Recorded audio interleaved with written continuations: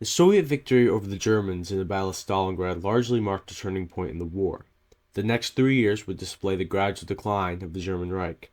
After the successful naval invasion, D-Day, by the Allied powers in June of 1944, the Germans were forced to fight a war on three fronts.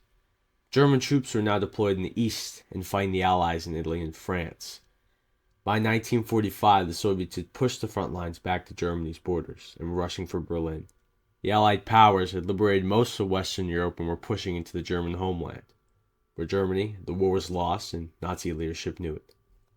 During the outbreak of war in 1939, Hitler named the supreme commander of the Luftwaffe, Hermann Göring, as his primary successor. In case of Hitler's death or total incapacitation, Göring would take over the Reich and assume Hitler's duties. Third in line was Deputy Führer Rudolf Hess, one of Hitler's closest friends and most trusted ally. Ironically, Rudolf Hess would be the first to stray from Hitler when, in 1941, Hess would fly to Scotland to broker a peace with the Allies. Hess attempted to negotiate with the Duke of Hamilton, but his overall plan was a disaster. Hess believed that the Duke was part of a pro-peace faction in the British government, but instead the Duke backed Churchill and did not think peace was appropriate at the time. When Hess departed Germany, he did so with only enough fuel to arrive in Scotland, but not enough to return. Consequently, Hess would run out of fuel and he was forced to parachute from his plane. When Hess was detained, the British cared little for his peace offering since it was not supported by Hitler. After Hess's capture, Hitler would name Reichsfuhrer of the SS Heinrich Himmler as his replacement. Himmler is known for carrying out some of the largest and most catastrophic massacres of the Second World War.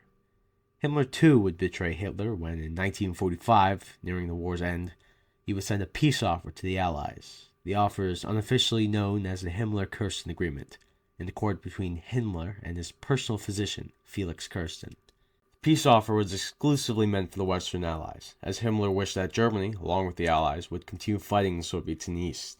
The offer was largely rejected, and when Hitler discovered the proposal, he declared Himmler a traitor and requested his arrest. As well as Himmler, Göring too was declared a traitor by Hitler.